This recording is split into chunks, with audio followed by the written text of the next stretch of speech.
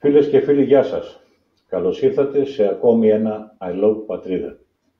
Μαζί μου, όπως πάντα, στην εκπομπή είναι η κυρία Ραχήλ Μακρύ, τέος βουλευτής και επικεφαλής του Μετώπου Νίκης. Ραχήλ, καλησπέρα.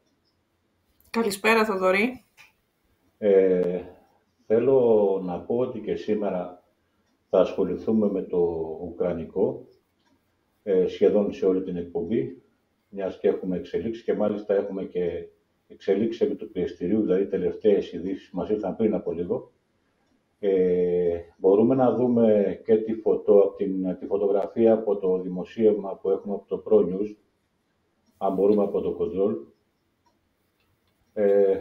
σύμφωνα με το οποίο πριν λίγα λεπτά κατελήφθη από τα ρωσικά στρατεύματα η Μαριούπολη, έχει πέσει δηλαδή στα χέρια των Ρώσων.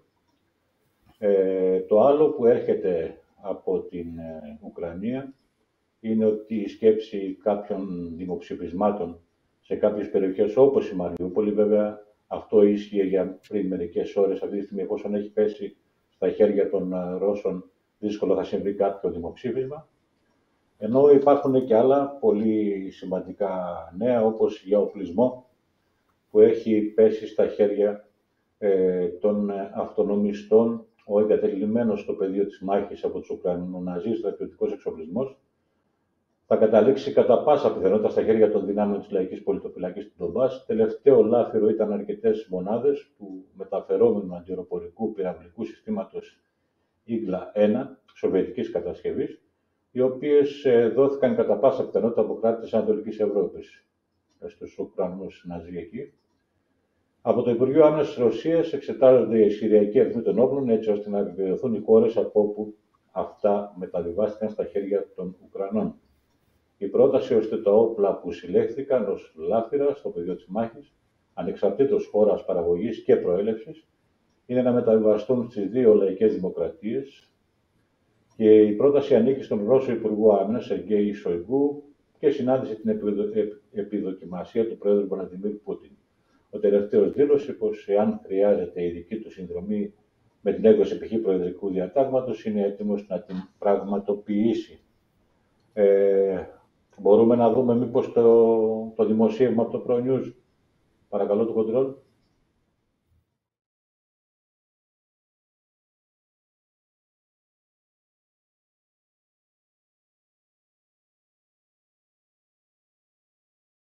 Το αφήσουμε αυτό λοιπόν να φαίνεται. Ας το αφήσουμε, δεν μας πειράζει. Ας αφήσουμε τη φωτογραφία να φαίνεται τη συγκεκριμένη που βάλαμε. Άλλωστε είναι το πρώτο θέμα που θα ασχοληθούμε και αφορά την Ουκρανία. Μάλλον κάποιες πτυχές και αποκαλύψεις που γίνονται σε σχέση με τον πόλεμο της Ουκρανίας.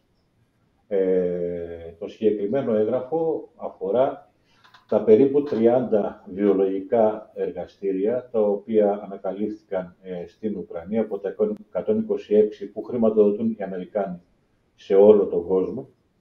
Εκεί όπου περνούν και επεξεργάζονται κάποιους ιούς, είτε πρόκειται από ζώα είτε άλλους μικροοργανισμούς, ώστε να δημιουργήσουν κάποιους ιούς φωνικούς, κάποια φωνικά όπλα για την ανθρωπότητα. Οι Ρώσοι έχουν καταλάβει αυτά τα βιολογικά εργαστήρια και ήδη βρίσκονται σε στάδιο επεξεργασίας όλων αυτών των δειγμάτων που έχουν πέσει στα χέρια τους. Ανάλογες ανακοινώσεις έκανε πριν από λίγες μέρες και εκπρόσωπος εκεί του Ρωσικού Υπουργείου, η κυρία Ζαχάροβα. Αν μπορούμε να δούμε το βίντεο, το πρώτο βίντεο, το βίντεο 1 παρακαλώ.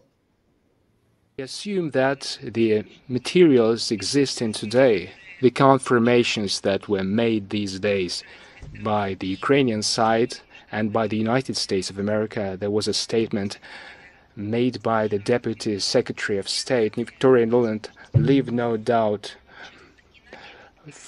will not leave an opportunity for Washington to keep silence this time. We remember how many years and also their attempts while spilling blood to find biological and chemical weapons throughout the world, while in fact occupying, killing people. They were looking in the wrong place. We have found instead of you. We have found your own products.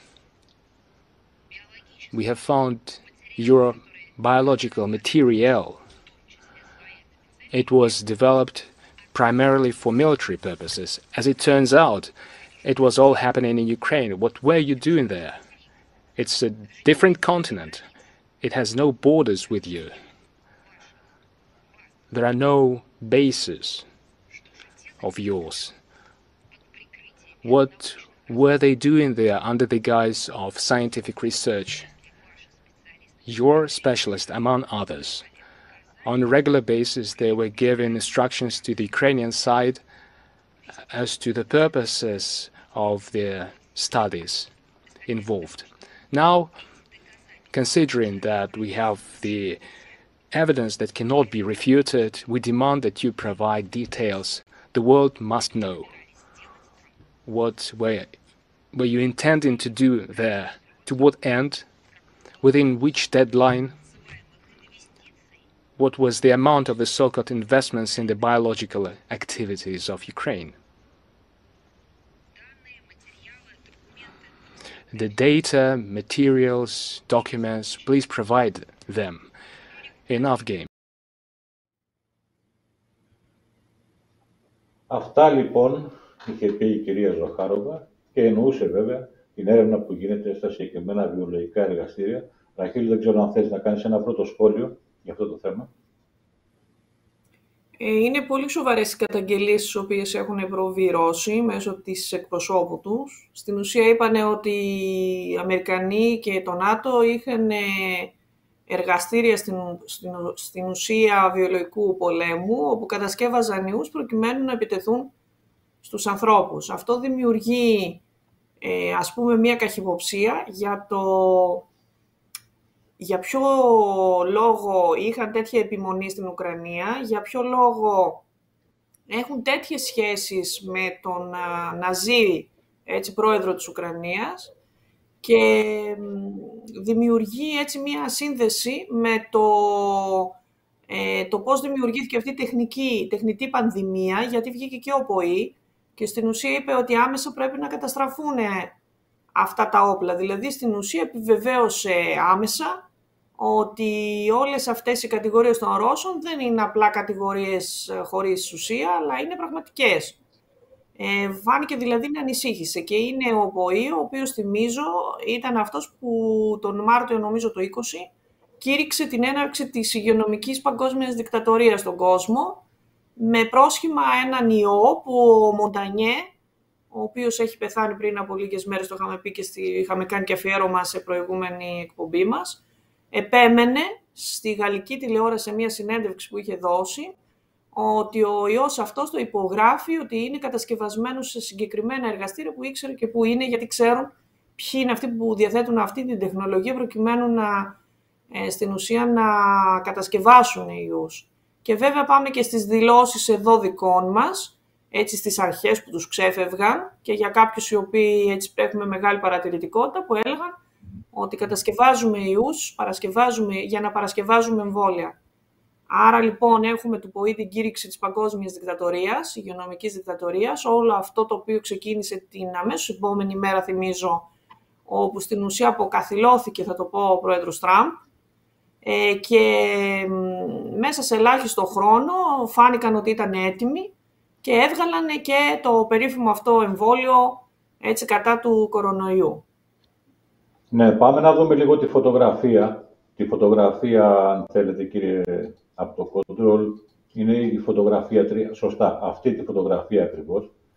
Και να πούμε τι ακριβώς είναι αυτή η φωτογραφία. Οι ΗΠΑ, λοιπόν, χρηματοδοτούν από το 2005 την Ουκρανική έρευνα παθογόνων και βιολογικών όπλων LAB. Αυτό το έγγραφο είναι διαθέσιμο στο κοινό και δείχνει μια συμφωνία 15 εκατομμυρίων δολαρίων που υπογράφηκε μεταξύ του Υπουργείου Υγείας των ΗΠΑ και του Υπουργείου Υγείας της Ουκρανίας για την υποστήριξη της έρευνας βιολογικών όπλων στο Κίεβο, το Λβίβ και την Οδυσσό. Να πούμε ότι από τις 26 Φεβρουαρίου η πρεσβεία των ΗΠΑ αφαίρεσε από τον ιστότοπό της, χωρίς καμία εξήγηση, όλα τα σχετικά έγγραφα, τα αρχεία που είχε σε μορφή PDF. Αυτά τα εργαστήρια φαίνεται ότι συνδιοργανώνονται από τον κύριο Δόκτωρ Άντονι Φάουτσι, τον ξέρουμε τον κύριο, επικεφαλής από το 1984 του Εθνικού Ινστιτούτου Αλλεργίας και Λιμωδών Νοσημάτων, που είναι τμήμα των Εθνικών Ινστιτούτου Υγείας και της ΜΚΟ Eco Health Alliance, του τυχοδιώκτη κτηνίατρου κυρίου Πέτερ Ντάζσακ, που έπαιξε ένα βρώμικο ρόλο τόσο στην κατασκευή του κορονοϊού στο εργαστήριο βιολογίας της Ιουχάν, ώστε και στη συγκάλυψή του. Αμφότεροι κύριοι ενεπλάξαν με την παροχή χρηματοδότησης σε πολλές επικίνδυνες και παράνομες έρευνες τύπου gain of function. Ο όρος gain of function υποδηλώνει τις επικίνδυνες έρευνες με τις οποίες οι τεχνοεπιστήμονες προσπαθούν να τροποποιήσουν σχετικά ακίνδυνους ιούς που εντοπίζονται στην φύση για να τους καταστήσουν πιο μεταδοτικούς και νοσογόνους για να μπορούν να αναπαραχθούν σε ανθρώπινα κύτταρα σε ένα εργαστήριο. Πράγμα που διατείνονται με μεγάλη χαρά οι κύριοι ότι θα επιτρέψει να μελετηθεί και να κατανοηθεί καλύτερα πιθανή επίδραση ενός ιού στους ανθρώπους. Αυτά λοιπόν για την ιστορία, σύμφωνα λοιπόν με όλα αυτά που ανακαλύφθηκαν. Να δούμε και τις φωτογραφίες 2 και 4, αν μπορούμε, να σχολιάσουμε. Ναι.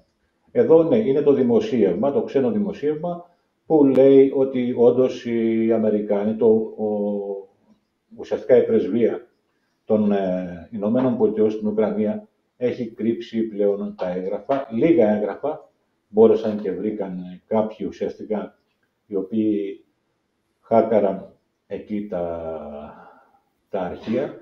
Και εδώ έχουμε τον Κινέζο πρόεδρο, ο οποίος έκανε και αυτός δηλώσεις σχετικά με το ζήτημα, λέγοντας ότι ειδικά στις ΗΠΑ, ως η χώρα που γνωρίζει καλύτερα τα εργαστήρια, θα πρέπει να δημοσιοποιήσει τις σχετικές πληροφορίες το συντομότερο δυνατό, συμπεριλαμβανομένων των ιών, που ουσιαστικά είναι αντικείμενο έρευνας που έχει διεξαχθεί. Λοιπόν, οπότε έχουμε... και αυτό που είπε η Ραχήλ λίγο πριν, ότι η επισήμαση του ΠΟΗ και ο κόδωνας κινδύνου προς την Ουκρανία, που τους λέει καταστρέψτε τώρα τα βιολογικά εργαστήρια, θα εξαπλωθούν νέοι φωνικοί ιοί. Είναι ουσιαστικά το δημοσίευμα που με τις παρενέσεις του ΠΟΗ προς την Ουκρανία. Λοιπόν, αυτά λοιπόν, και θέλω εδώ κάπου να δούμε, επειδή αναφέρθηκε ένα μικρό απόσπασμα από μια συνέντευξη του συγχωρεμένου πλέον, του Λικ Μοντανιέ, που έλεγε για τον κορονοϊό ότι είναι ένας κατασκευασμένος ιός σε τέτοιου είδους εργαστήρια. Πάμε λίγο να δούμε το επόμενο. Alors, nous sommes arrivés à la conclusion qu'effectivement, il y avait eu une manipulation au sujet de ce virus. C'est-à-dire? Eh bien, qu'une partie, je ne dis pas le total, n'est-ce pas, mais il y a un modèle qui est évidemment le virus classique, et là c'était un modèle surtout venant de la chauve-souris, mais à ce modèle on a par-dessus ajouté des séquences notamment du VIH, le virus du sida. Mais quand vous dites on a ajouté, qui a ajouté? Moi je ne sais pas. Mais c'est pas naturel, c'est ce que vous voulez dire? Non, ce n'est pas naturel, c'était un travail de professionnel, un travail de biologiste moléculaire. C'est un travail très minutieux, on peut dire d'horloger, on peut dire au niveau des séquences. Mais dans quel but? Dans quel but, ça, ce n'est pas clair. Moi, j'expose, si vous voulez, mon travail, c'est d'exposer les faits, c'est tout. Je n'accuse personne, je ne sais pas qui a fait ça. Μάλιστα, αυτά μας είχε πει ο Λικ Μοντανιέ λίγο πριν το θάνατό του για τον κορονοϊό και πώς κατασκευάστηκε στα εργαστήρια της Ιουχάν. Εργαστήρια πολλά ανά τον κόσμο που ασχολούνται από ό,τι καταλάβαμε με το συγκεκριμένο ζήτημα. Πολλά από αυτά, 30 στον αριθμό περίπου, εικάζεται ότι βρίσκονται αυτή τη στιγμή στην Ουκρανία. Δεν ξέρω, Ραχήλ, αν θες να συμπληρώσεις κάτι άλλο για να πάμε στο επόμενο θέμα. Ίσως αυτό μας λύνει και το quiz αυτό που παίχτηκε με το θάνατο του Μοντανιέ, ο οποίος το τελευταίο καιρό πήγαινε στα κοινοβούλια, είχε πάει και στο κοινοβούλιο του Λουξεμβούργου και είχε καταθέσει έτσι συγκλονιστικά πράγματα για το θέμα έτσι, της ιστορίας με την τεχνητή αυτή πανδημία. είναι και ότι 3 μέρες ένας κορυφαίος γιατρός, ο οποίος στον κόσμο, ιολόγος, ειδικός για τους κορονοϊούς, αυτός ο οποίος είχε πάρει τον Νόμπελ το 2008 ιατρικής για την ανακάλυψη στην ουσία του ιού του HIV, της ακολουθίας, έτσι έμενε επί 3 ημέρες ο θάνατός του χωρίς να τον ανακοινώνουν τα γαλλικά μέσα ή τα παγκόσμια μέσα, τα οποία είναι χειραγωγούμενα ξεκάθαρα, έτσι από την ίδια προφανώς διεθνή συμμορία η οποία έχει στήσει όλο αυτό το κόλπο. Στο βίντεο τον είδαμε ξεκάθαρα να λέει ότι πρόκειται για δουλειά επαγγελματία και είναι ο μόνος ο οποίος μπορεί να το πει, γιατί όπως είπαμε επί 40 χρόνια ως επικεφαλής του Ινστιτούτου Παστέρ στη Γαλλία ήταν αυτός ο οποίος εξειδικεύτηκε και ήταν ο καλύτερος στον πλανήτη σε θέματα κορονοϊών. Άρα ήταν σε θέση να γνωρίζει πολύ καλά ως επιστήμονας και αυτό, και επίσης επειδή έχει βρει για τον HIV έτσι όλη την ακολουθία και το έχει αποκωδικοποιήσει όλο αυτό, είπε ότι μέσα στον κοροτεχνητό αυτό ιό έχει βρει και ακολουθία DNA του HIV, και αυτό στην ουσία έρχεται να επιβεβαιώσει κάποια στοιχεία που δίνουν σε κάποιους που κάνουν έτσι μετά εξετάσεις, οι οποίες εξετάσεις, αν θυμάσαι, είχαν βγάλει στην Αυστραλία στην αρχή ένα εμβόλιο, πειραματικό ήτανε, σε πειραματικό επίπεδο, όπου μετά στις εξετάσεις τις οποίες έκαναν φάνηκε ότι φαινόταν ψευδός βέβαια, ότι είχαν έτσι άνθρωποι τα πειραματόφωνοι δηλαδή. Και επίσης είχε πει και σε έναν άλλο χρόνο ο Μοντανιέ ότι υπήρχε και να κάνουν καλό είναι να κάνουν οι άνθρωποι αυτοί μετά και ένα τεστ για να δούνε για το HIV. Και βέβαια είπε ότι είναι και ότι έχει μέσα και DNA από νυχτερίδες. Αυτό είπε μπορεί να το κάνει, όπως είδαμε στο βίντεο, μόνο η επιστήμονας, πολύ ειδικός, μοριακός βιολόγος. Οι μοριακοί βιολόγοι για να μπορούν να λειτουργήσουν πρέπει να λειτουργήσουν σε υπερσύγχρονα εργαστήρια για να μπορούν να κατασκευάσουν τέτοιους προηγμένους ιούς. Εάν πάμε λοιπόν να πούμε στα δημοσιεύματα και στην ανακοίνωση την επίσημη, δεν είναι δημοσιεύματα αυτά, είναι επίσημη ανακοίνωση της Ρωσίας μέσω της εκπροσώπου της κυρίας Ζαχάροβα, στην οποία λένε ότι υπήρχαν εκεί στην Ουκρανία αυτά τα συγκεκριμένα, γι' αυτό προφανώς κόπτονται. Και βέβαια είναι πάρα πολύ ύποπτο το ότι οι Αμερικανοί, οι οποίοι έχουν στο φως πάντα Θοδωρή τα αρχεία, δηλαδή μπορείς να βρεις τις βάσεις τους και δίκες που έχουν γίνει, έτσι για παρενέργειες, ας πούμε, πως έχουν αποζημιωθεί άνθρωποι που έχουν προσφύγει κατά εταιριών φαρμακευτικών για παρενέργειες που είχαν από τα εμβόλια. Μπορεί να βρεις ακόμη και δικογραφίες από τα δικαστήρια και να διαβάζεις. Δηλαδή οι Αμερικανοί έχουν στο φως όλο αυτό το υλικό. Και είναι πολύ παράξενο ότι οι Αμερικανοί έφτασαν στο σημείο να κατεβάζουν από τα επίσημα site, γιατί πρόκειται την κυβερνητικά site, τέτοιες πληροφορίες μετά στην ουσία ανακάλυψη για τις καταγγελίες των Ρώσων.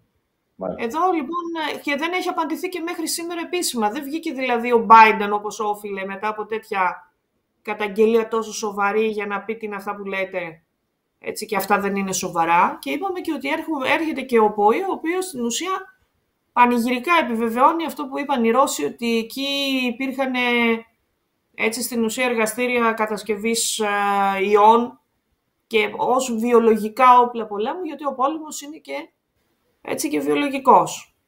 Σωστά. Λοιπόν, πάμε τώρα στο δεύτερο θέμα που είχαμε μέσα στην εβδομάδα και έγινε αρκετός δώρος, με την χολιγουντιανή παραγωγή των Ουκρανών όσον αφορά τον βομβαρδισμό του μευτηρίου στη Μαριούπολη. Πάμε να δούμε το βίντεο με το σχολιασμό που έκανε σε τηλεοπτική εκπομπή ο κύριος Λιάτσος. Θα το δούμε σε 2 βίντεο σήμερα. Πάμε να δούμε το βίντεο 3, παρακαλώ. Να ξεκινήσουμε, Δημήτρη, από εσένα και να μας πεις, εχθές τελικά η Μόσχα μίλησε για το χτύπημα στη Μαριούπολη. Ένα είναι αυτό και ένα τι έχει γίνει με τα πυρηνικά, γιατί πολλοί κόσμος ανησυχεί. Και μετά θα πάμε και στην Ουάσιγκτον. Ναι, το πρώτο είναι αυτό το θέμα με ευτήριο, αν μπορώ να το πω έτσι, εκείνο το κτίριο, που κι εγώ χθες εδώ από το Μέγκα στον αέρα δεν πρόλαβα να δω την απάντηση, αλλά τουλάχιστον αντιστάθηκα στο να δείξω αυτό το οποίο έδειχνε η εικόνα, τουλάχιστον τα λόγια τα οποία είπανε. Λοιπόν, αυτό το κτίριο που βλέπουμε τώρα είναι ένα κτίριο το οποίο πριν από 15 μέρες ήταν το μεευτήριο της περιοχής και παιδική κλινική κτλ. Πριν 15 μέρες, λέει αυτό της μάρτυρας, ήρθαν εδώ πέρα κάποιοι με στρατιωτικά, έσπασαν τις κλειδαριές, πέταξαν έξω όλο το προσωπικό και το μετέτρεψαν σε στρατηγείο του Αζόφ, του εθνικιστικού αυτού τάγματος, το οποίο ουσιαστικά έχει στις τύχες του την πόλη τις τελευταίες αυτές 2 εβδομάδες. Κάτσε βρε Δημήτρη, λοιπόν, περίμενε μισό λεπτάκι. Τι μας λες τώρα, ότι αυτό ήταν μευτήριο πριν από 20 μέρες, μετατράπηκε σε στρατηγείο του Αζόφ και οι εικόνες που είδαμε χθες τι ήταν με τις γυναίκες που έβγαιναν έξω? Έλατε, αυτό είναι το θέμα, τι ήταν οι εικόνες αυτές. Διότι μέσα στα χαλάσματα εκεί πέρα, αν υπάρχουν νεκροί, είναι μαχητές του Αζόφ, αυτό είναι ξεκάθαρο. Υπάρχει η επίσημη ανακοίνωση του Υπουργείου Άμυνας της Ρωσίας. Κανένα παιδί δεν είναι μέσα στα χαλάσματα, αυτό το οποίο με ανήθικο τρόπο ανέφερε ο Ζελένσκι χθες και το διέδωσε σε όλο τον κόσμο, και ότι αυτό το οποίο έγινε ήταν η επίθεση στο στρατηγείο του Αζόφ και όχι στο κτίριο πριν από 15 μέρες, το οποίο ήταν το μεευτήριο της περιοχής. Καλά, αυτό Δημήτρη, το επιβεβαιώνουν και αυτόκτες μάρτυρες. Αυτό είναι μεευτήριο, απλώς το μετατρέψανε σε στρατηγείο, θεωρώντας ότι οι Ρώσοι δεν θα το χτυπήσουν. Θεωρώντας κάτι άλλο, ότι ακριβώς αυτό που είπες, σαν μεευτήριο δεν θα το χτυπήσουν, όμως δουλεύουν εκεί πέρα οι υπηρεσίες, ξέρουν πολύ καλά τι ήταν μέσα, ξέρουν πολύ καλά ότι δεν υπήρχαν λεχόνες ή έγκυες γυναίκες οι οποίες γεννάνε, αυτό το οποίο αφήνεται να βγει εντέχνος προς τα έξω, και ουσιαστικά μιλάμε για ένα έγκλημα, αν το πω έτσι τώρα, πληροφοριακό, το οποίο δίνει λαθεμένη εικόνα για το τι χτύπημα έγινε εκεί πέρα. Συγγνώμη, βρε Δημήτρη, γιατί θα τρελαθώ. Οι εικόνες που βλέπουμε τώρα, αυτές που βλέπεις, έχεις δυνατότητα να δεις, με τις γυναίκες με τις γυναίκες τις ετοιμόγενες, που βγαίνουν έξω πάνω στα κρεβάτια, τις τραυματισμένες. Τι είναι, είναι στη φαντασία μας? Όχι, δεν είναι στη φαντασία μας, είναι ακόμα χειρότερα. Είναι στημένο, είναι στο Hollywood μας. Μάλιστα. Ακόμα χειρότερα λοιπόν, όπως είπε και ο κύριος Λιάτσος, με συγχωρείτε, είναι στο Hollywood μας αυτές οι εικόνες. Μπορούμε εμείς ωστόσο να βλέπουμε και φωτογραφίες που έχουμε για να δούμε έναν από τους πρωταγωνιστές της Πολυδιανής παράστασης που στήθηκε στο μεευτήριο της Μαριούπολης. Εδώ είμαστε λοιπόν. Βλέπουμε τη συγκεκριμένη κοπέλα η οποία έχει κατέβει από τα σκαλιά. Σε λίγο θα τη δούμε και πάνω στα σκαλιά. Έγκυος με ένα πολύ μεγάλο μαξιλάρι στην κοιλιά, το οποίο έχει αρχίσει να φαίνεται, το μαξιλάρι. Και να δούμε και την τρίτη φωτογραφία, όπου η συγκεκριμένη κοπέλα είναι μοντέλο βέβαια. Τη βλέπετε εδώ πόσο όμορφη είναι και διαφημίζει καλλιτικά στην Ουκρανία. Αυτή η κοπέλα λοιπόν τέθηκε εκεί επικεφαλής μάλλον των ηθοποιών που πήγαν για να δώσουν την παράσταση στο μεευτήριο της Μαριούπολης. Ραχίλ, σε ακούω. Καταρχήν να πω ότι δεν τους άρεσε τους παρουσιαστές αυτά που έλεγε ο ανταποκριτής έτσι, από τη Ρωσία. Θα δούμε και άλλο βίντεο με τον κύριο Βαγγελάτο που έχει την ίδια ακριβώς αντιμετώπιση ο συγκεκριμένος άνθρωπος. Είχε χειρότερη αντιμετώπιση. Κάτι άλλο από αυτό που λένε καλησπέρα. Να ξεκινήσω από κάτι. Μας έλεγε νωρίτερα ο στρατής Αγγελής ότι υπάρχει, λέει, μια πληροφορία ότι μπορεί να υπάρξει δίμευση περιουσιακών στοιχείων δυτικών εταιριών στη Ρωσία επειδή έφυγαν. Ισχύει κάτι τέτοιο? Δίμευση περιουσιακών στοιχείων, ναι, υπάρχει, μπορεί να γίνει σε απάντηση της δίμευσης που έκαναν οι δυτικές χώρες με τα κότερα και όλα αυτά που δείχνατε σε όλη τη βδομάδα που πέρασε. Μάλιστα, μάλιστα. Για τις πολεμικές επιχειρήσεις και για όλη αυτή την κατακραυγή που υπάρχει, τα χτυπήματα στους άμαχους, στους νεκρούς, υπάρχουν κάποια σχόλια, κάποιες συζητήσεις? Εκεί τι λέγεται κάτι στη Ρωσία? Νίκο, δεν μπορώ κάθε μέρα να βγαίνω και να διαψεύδω πράγματα τα οποία έγιναν χθες. Για παράδειγμα, χθες ή προχθές, αν θυμάμαι, δείχναν ένα αεροπλάνο ρωσικό, το οποίο το έριξαν από κάτω οι Ουκρανοί και το δείχναμε και το ξαναδείχναμε κτλ. Λοιπόν, αποδείχτηκε ότι είναι ακριβώς όπως το λέει μόνο το 2015. Χθες δίναμε εκεί πέρα ότι χτυπήθηκε ένας φούρνος, χτυπήθηκε μια φάμπρικα με ψωμί. Fake. Αυτά τα οποία τα μισά έδειξες τώρα εδώ πέρα είναι ξεκάθαρο. Όποιος δει, ο πιο έμπειρο μάτι δει λίγο το τι συμβαίνει, αυτά με τον Εγγλέζο και τους επιστήμονες του είδους, ας πούμε, στο fake, είναι επίσης. Δεν είναι πράγματα αυτά. Η εικόνα, το πλάνο το οποίο από το Associated Press, θέλω να σας πω ότι έχει κάνει πολύ μεγάλη εντύπωση, έκπληξη, χαρακτηρίστε το όπως θέλετε. Είναι ένας άνθρωπος, αυτό που βλέπετε, που κυνηγάει στο κέντρο της Μαριούπολης ένα ποντίκι. Αυτό χωρίς περαιτέρω σχολιασμό. Είναι πραγματικά πλάνα που, επαναλαμβάνουμε, μεταδίδει το Associated Press. Και κάνουν βεβαίως το γύρο του κόσμου με ό,τι σχόλιο μπορεί να φανταστεί κανείς. Άλλες δύο θεατρικές παραστάσεις λοιπόν. Η μία είναι του κ. Ευαγγελάτου, γνωστός τώρα τελευταία, σχεδόν βρίσκεται μέσα στον πόλεμο πολλές φορές, μέσα από το τηλεοπτικό φακό, και βγαίνει με τάγκ στα χέρια, βγαίνει με πυροβόλα στα χέρια. Έχει δώσει άπειρες θεατρικές παραστάσεις στον πόλεμο αυτό. Φυσικά στο βίντεο μετά τον διέκοψε τον κύριο Λιάτο, δεν άφησε να μιλήσει άλλο. Μίλαγε συνεχώς από πάνω του και να μην μπορέσει να πει ο άνθρωπος αυτό που ήθελε. Που είπε ο άνθρωπος ότι τα μισά από αυτά που λέτε είναι fake. Εκτός αυτού, είδαμε και ένα άλλο βίντεο με τον Κακομοίρη τον πεινασμένο που κυνηγούσε το ποντίκι.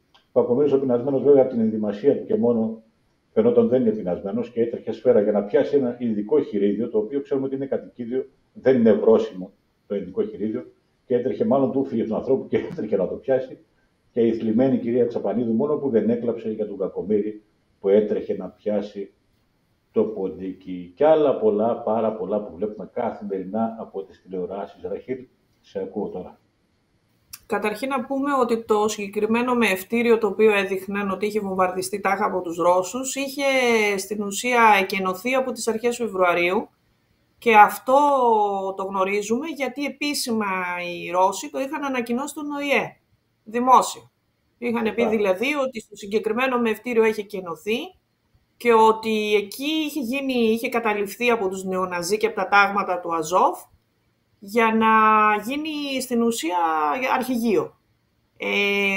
Οι εικόνες που είδαμε καταρχήν είναι ξεκάθαρο ότι είναι εικόνες που είναι και μονταρισμένες, δηλαδή είναι κάποια πλάνα στημένα, γολιγουτιανά, τα οποία έχει γίνει και παρέμβαση. Αν δείτε δηλαδή πίσω από την κοπέλα υπάρχει κάποιος άσχετος με γυρισμένη την πλάτη, που είναι σαν να έχει μεταφερθεί σε εκείνο το...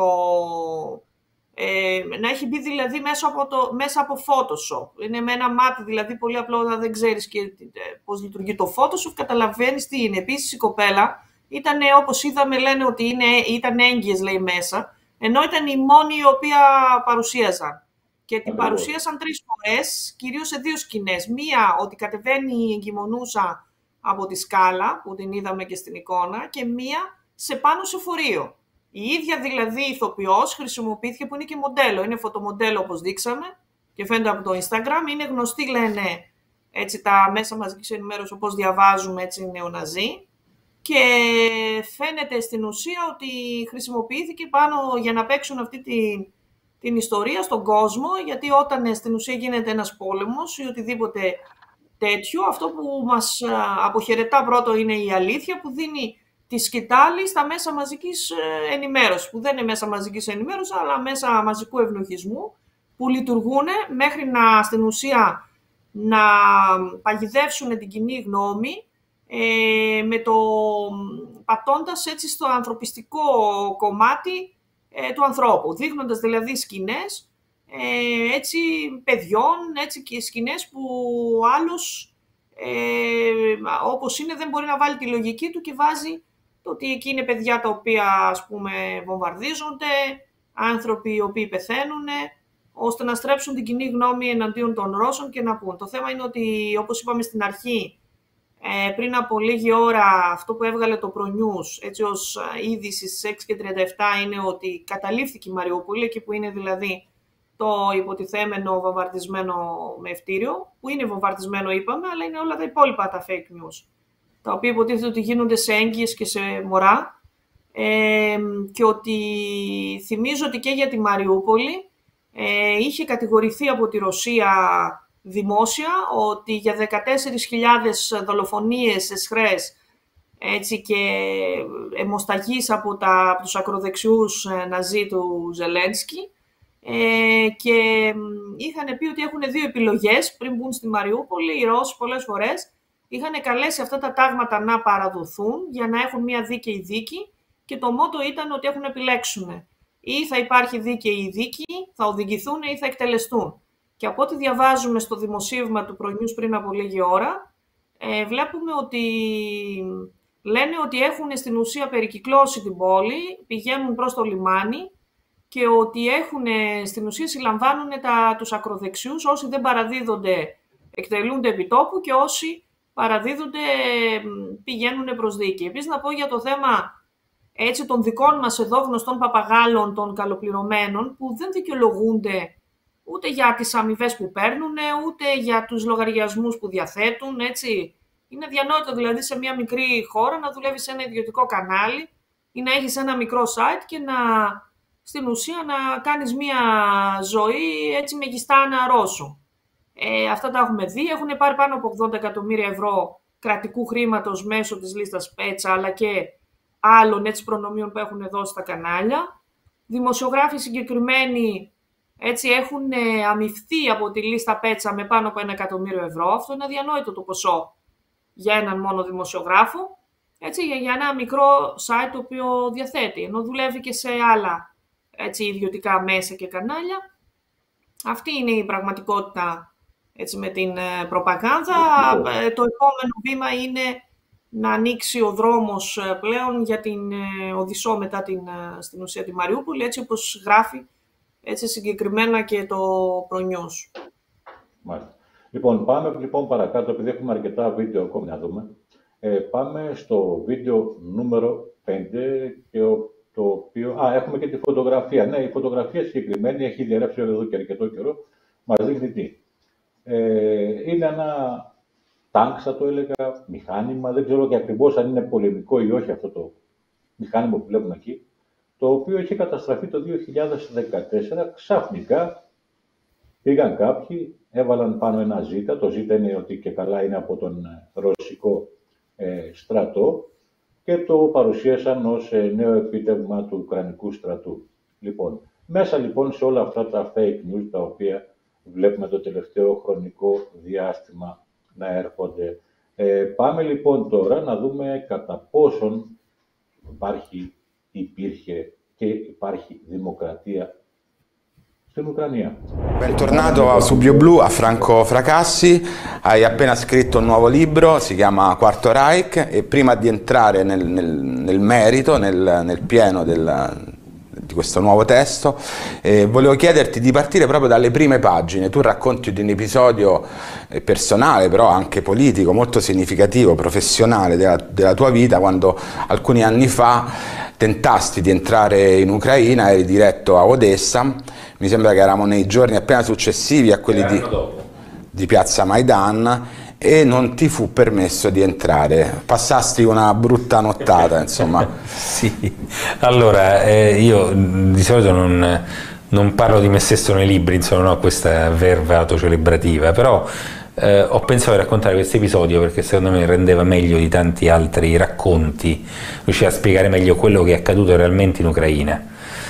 Allora, in Ucraina nell'inverno 2013-2014 c'è stato un vero e proprio colpo di Stato, un colpo di Stato di matrice nazista, letteralmente di matrice nazista, e colpo di Stato militare ovviamente, e al termine di questo colpo di Stato poi è scoppiata una guerra civile nell'est del paese, e il 2 maggio, anzi no, il 1° maggio del...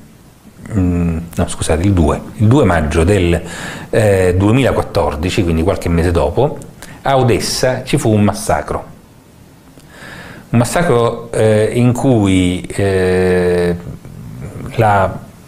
i sindacalisti della città, che erano chiusi dentro un palazzo che si chiama Casa dei Sindacati, furono assediati dalla criminalità locale, dalle squadracce neonaziste e dalla polizia, cioè la polizia proprio, assaltarono questo palazzo e riuscirono a entrare e torturarono, stuprarono tutte le persone che c'erano dentro e poi, non contenti, bruciarono il palazzo facendo ardere vive tutte le persone che c'erano dentro. Ci sono state delle celebrazioni per questo anniversario e il sindaco decise di invitare un giornalista internazionale che secondo lui aveva coperto meglio di chiunque altro quel che era accaduto, e invitarono me. Quindi mi arrivò l'invito con il biglietto aereo Roma-Kiev, Kiev-Odessa. Parto, sbarco a Kiev, appena sceso dall'aereo, quando c'è il controllo passaporti, perché poi devo fare il cambio di volo per andare a Odessa, e al controllo passaporti il poliziotto mi dice di seguirlo. Io lo seguo e mi ritrovo dentro una cella.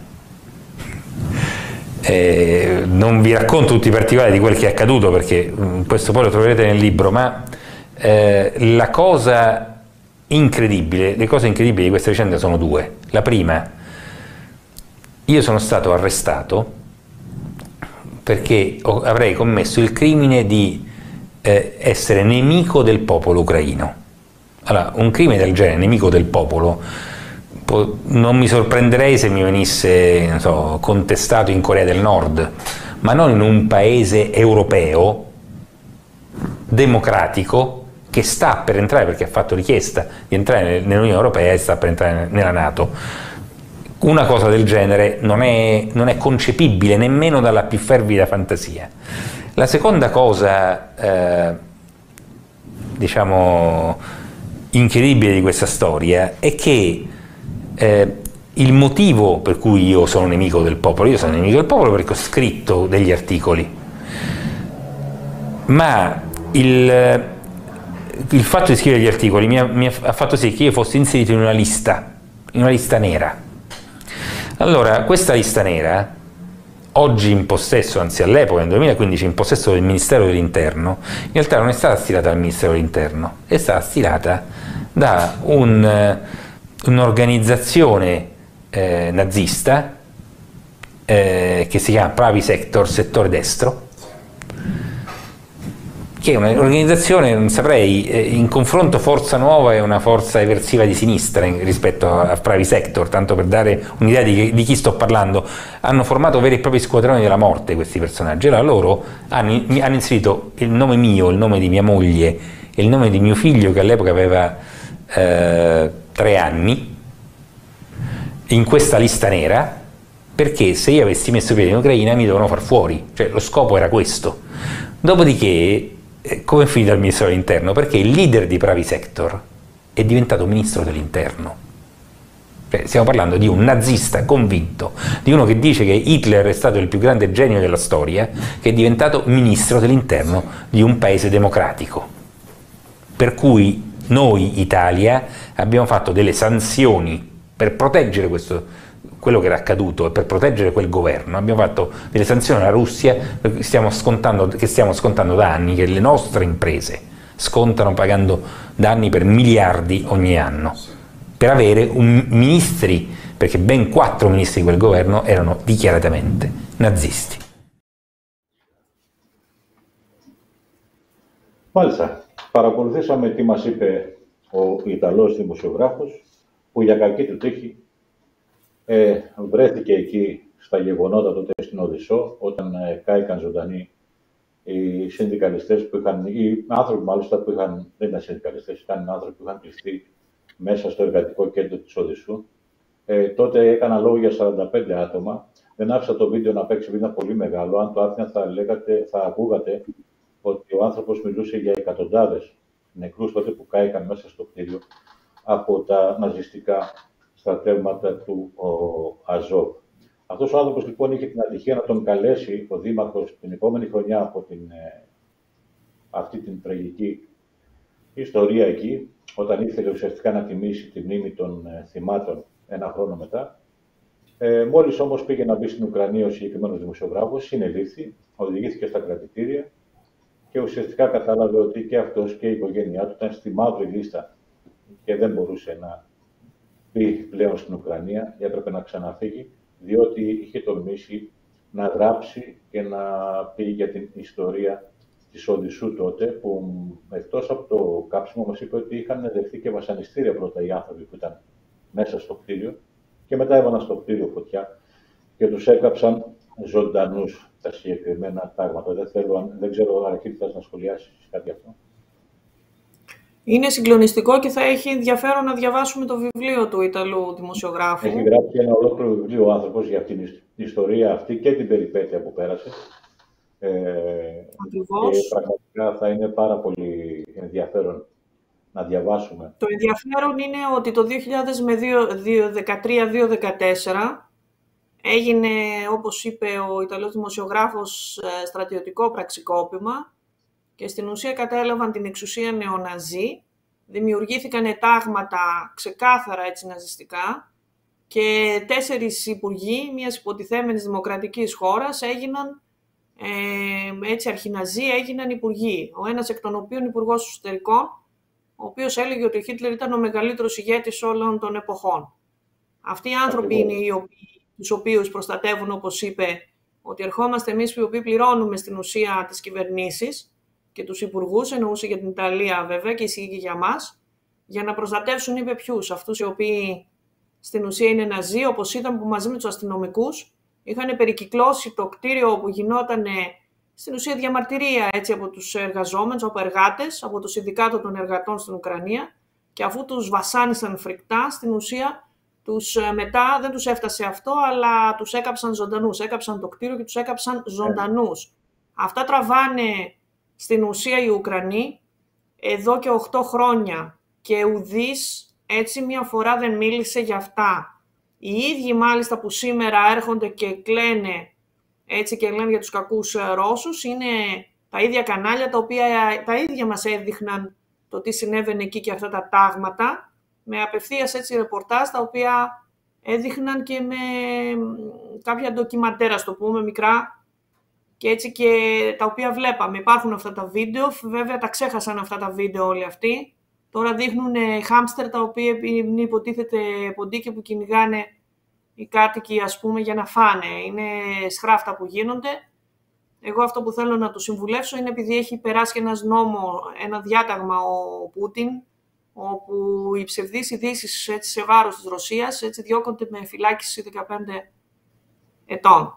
Άρα καλό θα ήταν να όλοι αυτοί οι άνθρωποι να είναι πολύ προσεκτικοί, ας πούμε, όταν με όλα αυτά τα οποία έχουμε δει, τα οποία εξαπολύουν συνεχώς και περισσότεροι είναι και άσχετοι, δεν γνωρίζουν ούτε από ιστορία, ούτε από πολιτική, ούτε από οτιδήποτε. Έχουμε φτάσει η κάθε μία και ο καθένας που έχει ένα βήμα, ας πούμε, στην τηλεόραση να βγαίνει και να παίρνει θέση και όταν βγαίνουν οι ειδικοί, και αυτό είναι αστείο έτσι και υποκριτικό, όταν ήταν οι ίδιοι που επικαλούνταν τους ειδικούς για το θέμα του ιού προκειμένου να πείσουν για όλο αυτό το έγκλημα το οποίο γινόταν και γίνεται. Επικαλούνταν, τι ξέρετε εσείς, και εδώ μιλάνε οι ειδικοί, στους οποίους δίνουν άπλετο βήμα και έτσι λόγο, και τώρα όταν βγαίνουν οι ειδικοί, φροντίζουν να μιλάνε πάνω τους και να τους επιτίθενται και να χρησιμοποιούν αυτή την τακτική ότι μιλάω πάνω σου και σε εκνευρίζω και δεν σε αφήνω να μιλήσεις προκειμένου έτσι να μην πεις την αλήθεια. Δεν αφήνουν δηλαδή την άλλη άποψη των ειδικών. Οι ίδιοι άνθρωποι είναι που πριν από λίγες μέρες έτσι μιλούσαν για ειδικούς γιατί δεν ξέρουμε όλοι οι υπόλοιποι και αυτοί είναι οι ειδικοί.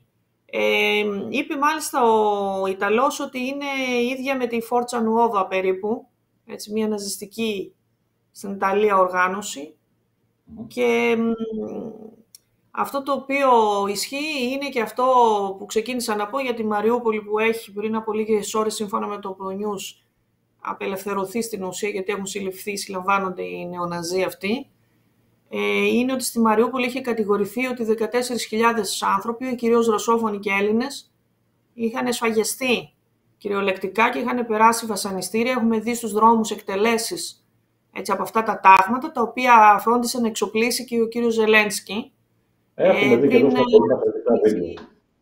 ο πόλεμος. Έχουμε δει να εκτελούν δηλαδή ψυχρό παιδιά και ανθρώπους μέσα στον δρόμο Αυτά είναι που τραβάει ο λαός εκεί. Το 2014, όταν έγινε το πραξικόπημα, πρέσβης των Αμερικανών ήταν ο κύριος Πάιατ, ο οποίος μετά συνέχισε από εκεί εδώ, όταν ολοκληρώθηκε εκεί έτσι το πραξικόπημα, και μοίραζε σαντουιτσάκια, έτσι το έχουμε ξαναπεί σε προηγούμενη εκπομπή, στους πραξικοπηματίες αυτά τα τάγματα. Το να μοιράζει σαντουιτσάκια ένας έτσι Αμερικανός πρέσβης σε μια χώρα μετά από ένα πραξικόπημα και κυρίως στρατιωτικό είναι λίγο περίεργο. Βέβαια, για όσους γνωρίζουμε, δεν μας φαίνεται τίποτα από όλα αυτά περίεργα. Και πολλοί έτσι δεν μίλησε για κανέναν άλλον πόλεμο, μιλάνε μόνο για το θέμα της Ουκρανίας. Λοιπόν, εγώ κάπου εδώ θέλω να πω μερικά πράγματα, μερικά λόγια, γιατί μιλάμε συνεχώς για αυτά τα τάγματα. Θέλω να πω κανένα δύο κουβέντες έτσι για να έχει μια πιο σφαιρική άποψη ο κόσμος για αυτούς που δραστηριοποιούνται για τα συγκεκριμένα ναζιστικά τάγματα. Θέλω να πω ότι το Σύνταγμα Αζόφ ιδρύθηκε το Μάιο του 2014 και αποτελεί στρατιωτικό σκέλος της πολιτικής οργάνωσης Εθνικός Κορμός που προήλθε από διάσπαση του επίσης νεοναζιστικού δεξιού τομέα.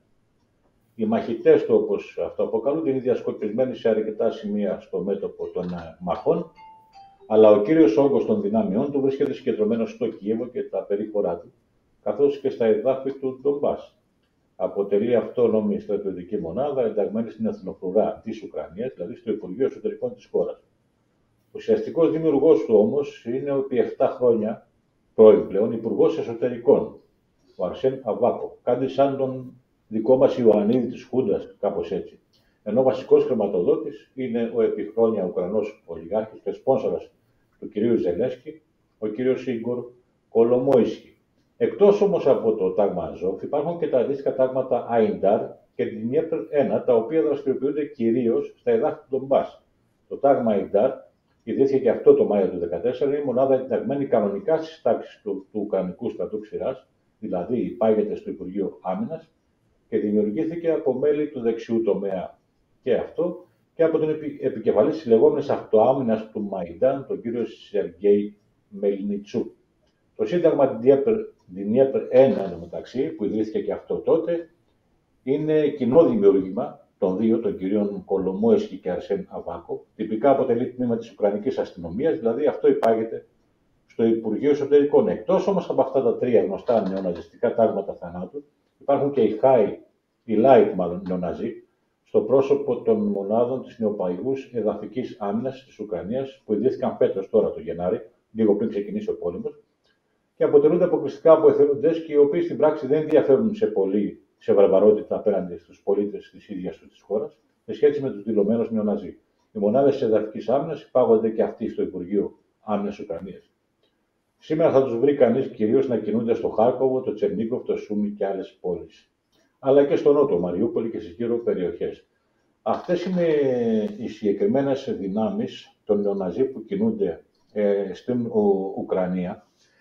Και κάπου εδώ θα ήθελα να πάμε να δούμε τα επόμενα δύο βίντεο. Δεν είναι ανάγκη να κόψουμε, επειδή μιλάμε για το ίδιο θέμα, μιλάμε για το πόσο δημοκρατική είναι η Ουκρανία. Πάμε λοιπόν να δούμε τα επόμενα δύο βίντεο που έχουμε ετοιμάσει.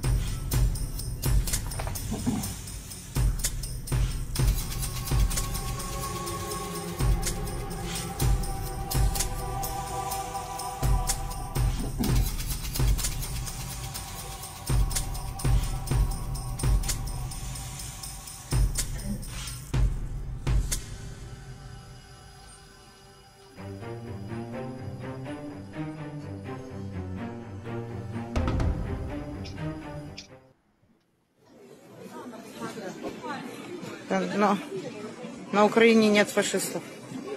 Каролина, подойди сюда.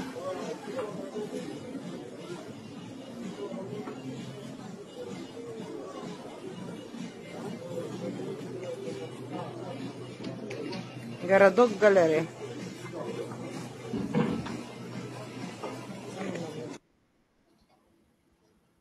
Μάλιστα. Λοιπόν, επανήλθαμε λοιπόν.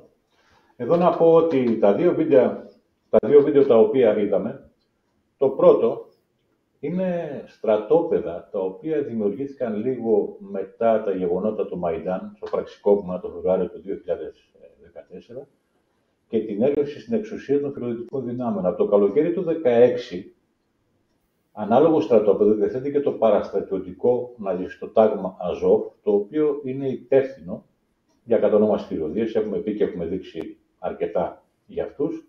Στο μέτωπο της Ανατολικής Ουκρανίας. Το τάγμα διαφημίζει ελεύθερα, διαφημίζεται αυτό που κάνουν εκεί με τα μικρά παιδιά, η θερινή παιδική στρατιωτικο-πατριωτική, όπως τη λένε, κατασκήνωση υπό τον τίτλο Αζόβετς, δηλαδή Αζωφικός, στην οποία προσκαλεί παιδιά από 7 ετών. Καινούρια λοιπόν ναζιστόπουλα, ενώ το δεύτερο βίντεο που είδαμε είναι από εμπορικό κέντρο της Ουκρανίας, στην οποία έχουν βάλει φαρδιά πλατιά ένα σήμα των Ναζί, της ναζιστικής Γερμανίας, του Χίτλερ, και το οποίο για τον κόσμο περνάει τελείως απαρατήρητο ή μάλλον δεν τους κάνει εντύπωση. Δηλαδή σκεφτείτε ας πούμε τη στιγμή να πάμε, ας πούμε, να πάμε στην πλατεία Συντάγματος και ξαφνικά εκεί στα σκαλιά να δούμε μια τεράστια σημαία, ξέρω εγώ 10x10, πόσο να σας πω, η οποία να είναι στα σκαλιά κατεβαίνοντας, ξέρω εγώ, στη μεγάλη πλατεία, στην κάτω πλατεία Συντάγματος και να περνάνε όλοι, ας πούμε, έτσι, σαν να μην συμβαίνει τίποτα, να πατάνε πάνω, να περνάνε κλπ. Πιστεύω ότι θα είχε δημιουργηθεί μεγάλος δώρος, εκεί δεν συμβαίνει τίποτα. Είναι κάτι το απολύτως φυσιολογικό. Ραχίλ, σχόλιο. Δεν χρειάζεται να έχεις τις σημαίες και τα σύμβολα όταν στην ουσία έχεις τους υποστηρικτές τους. Γιατί το πολιτικό σύστημα και το μηντιακό έχει πάρει τη θέση έτσι τον Ναζί, τον νεοναζί. Στηρίζει νεοναζί. Και είπαμε ιδίως από την πλευρά των υποτιθέμενων αριστερών, ας το πούμε, σε εισαγωγικά,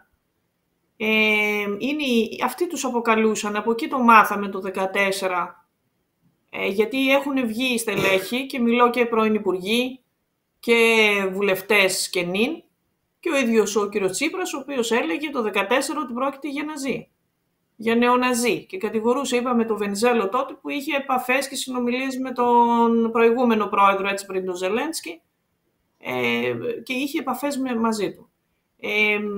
Πρόκειται για ξεκάθαρα, δεν μιλάνε τώρα όλοι αυτοί οι λαλίστατοι, ούτε μέσα στα Facebook όπως ας πούμε συνήθιζαν. Τι να πούνε άλλωστε όταν είπαμε έχουμε τις αποδείξεις που είναι απτές για το ποιοι είναι όλοι αυτοί οι οποίοι στηρίζουν εκεί, ποιος είναι ο Ζελένσκι, πώς κατάφερε καταρχήν ένας κωμικός, αποτυχημένος έτσι κωμικός, να ανέβει στα σκαλοπάτια έτσι της εξουσίας και να φτάσει να γίνει πρόεδρος, και πού βρήκε όλα αυτά τα χρήματα, γιατί έχουν βγει από δημοσιεύματα έτσι Αμερικανών, πολύ πριν γίνει όλη αυτή η ιστορία που γίνεται σήμερα, στην οποία λένε ότι έχει και σπίτι στην Φλόριντα και έχει και πολλά εκατομμύρια μέσω offshore εταιρεών. Αυτά τα εκατομμύρια πώς τα βρήκε, πού τα βρήκε, έτσι, και για ποιο σκοπό τα έχει. Πώς γίνεται δηλαδή να έχει όλα αυτά τα λεφτά. Είναι ξεκάθαρο ότι γίνεται. Να πούμε ότι οι τακτικές που ακολουθούν είναι οι τακτικές που ακολουθούσε ο Χίτλερ. Ο Χίτλερ έτσι έκανε στα ίδια τα παιδιά, προκειμένου να μείνει συνείδηση, γιατί τα μικρά παιδιά είναι ο στόχος τους. Τα ίδια δεν έκανε με όλους τους Γερμανούς, με αποτέλεσμα στην ουσία να μην φύγουν ποτέ οι Ναζί. Δεν φεύγει όταν έχεις γαλουχίσει ολόκληρες γενιές Γερμανών με τέτοιες, ας πούμε, ιδεολογίες, υποτιθέμενες ιδεολειψίες κτλ, ναζιστικές. Και επίσης όλο αυτό που έγινε τότε στην Οδυσσό, που περικύκλωσαν, έτσι βασάνισαν και μετά έκαψαν τους ανθρώπους ζωντανούς, το έχουμε βιώσει οι Έλληνες στο πετσί μας, στα μεγάλα ολοκαυτώματα και των Καλαβρίτων, έτσι και στην Δυτική Μακεδονία, στους Πύργους και στο Μεσόβουνο, και σε όλα τα ολοκαυτώματα στην Ελλάδα, στα οποία περικύκλωναν αφού βασάνιζαν φρικτά, και στο Δίστομο δεν πρέπει να ξεχνάμε, έτσι, που εκεί σφάγιασαν μέχρι και παιδιά μέσα σε κούνιες, οι Ναζί με ξυφολόγχες.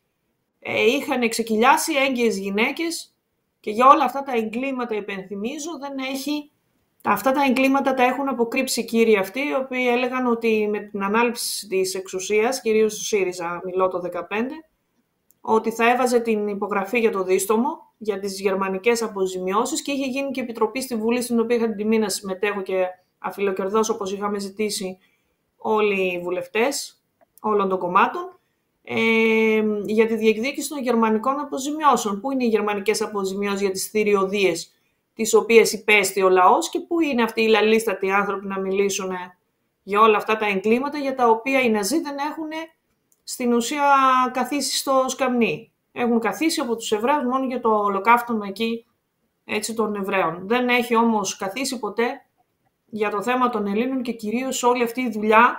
Πρέπει να σου πω ότι μου θυμίζει αυτά τα έγγραφα που κατέβασαν οι Αμερικανοί, μου θυμίζουν τα έγγραφα της δουλειάς που κάνατε στην Επιτροπή για τις γερμανικές αποζημιώσεις οι βουλευτές από το 2015, που τα κατέβασαν από το site της Βουλής, τα οποία είχαν αναρτηθεί όλη αυτή τη δουλειά και τα έβαζε στα συρτάρια ο τότε πρόεδρος της Βουλής. Αυτά τα πράγματα είναι ντροπή, άρα εμείς, και καταρχήν να μην πάμε μακριά, υπάρχει βίντεο μεγαλοϊπουργού της Νέας Δημοκρατίας και μάλιστα λαλίστα του, στον οποίο φώναζε στη νεολαία της Νέας Δημοκρατίας το σύνθημα των Ναζί που ήταν «Θα ξαναγυρίσουμε και θα τρέμει». Αυτό υπάρχει. Την επόμενη φορά καλό θα ήταν να το υπενθυμίσουμε έτσι στον κόσμο. Ο Γκέμπελς έλεγε ότι δεν θα φύγουν ποτέ στην ουσία και ήξερε τι έλεγε, γιατί ήξερε ότι νεκρός όταν είσαι και να φύγουν αυτοί. Είχαν κάνει τέτοια δουλειά, έτσι, με τα μικρά παιδιά, με τον αγαλουχής, όπως είπαμε, γενιές που στην ουσία δεν μπορεί να αποναζιστικοποιηθεί. Και ένα άλλο ερώτημα που πρέπει να θέσουμε είναι πώς είναι δυνατόν απ' τη μία να λέει ότι θα τσακίσει ο Ζελένσκι τον κόκκινο φασισμό, εννοώντας για τους Ρώσους, και ο Ρώσος να έχει τόσα χρόνια πει και στον ΟΗΕ ότι θέλει να αποκομμουνιστικοποιήσει στην ουσία τη Ρωσία και μιλάει για αποναζιστικοποίηση της Ουκρανίας. Αυτά είναι κάποια πράγματα που δεν συνάδουν με αυτά που λέει. Δεν συνάδουν. Λοιπόν, επειδή ο χρόνος μας περνάει, είχαμε ετοιμάσει κι άλλο ένα θέμα που αφορά την Ιουγκοσλαβία. Θα το δούμε στην επόμενη εκπομπή μας. Το θέμα αφορά τις αποκαλύψεις που έκανε ένας Αμερικάνος πράκτορας για τη δράση των Ηνωμένων Πολιτειών, όχι μόνο την στρατιωτική, αλλά και την υπόλοιπη δράση με χρηματισμό ανθρώπων που έστησαν τον πόλεμο στη Ιουγκοσλαβία και για ποια συμφέροντα ουσιαστικά έγινε ό,τι έγινε και σφαγιάστηκε τόσες χιλιάδες κόσμος στη Σερβία, στη Ιουγκοσλαβία εκείνο το χρονικό διάστημα.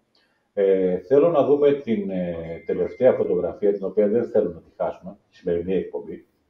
Τη φωτογραφία νούμερο 12, αν είναι δυνατόν, αν μπορούμε να δούμε, από ένα συλλαλητήριο που έγινε πριν από λίγες μέρες στην Ουκρανία. Μάλιστα. Οι Ουκρανοί πολίτες λοιπόν στο Κίεβο, που αντιλαμβάνονται ποιος είναι ο πραγματικός εχθρός, βγήκαν στους δρόμους, σήκωσαν το πανό και τους είπαν «Go to Washington». Πηγαίνετε στην Ουάσιγκτον, πηγαίνετε στην Αμερική, αφήστε μας ήσυχους. Και μην γυρίσετε ποτέ. Never come back, γράφει από κάτω.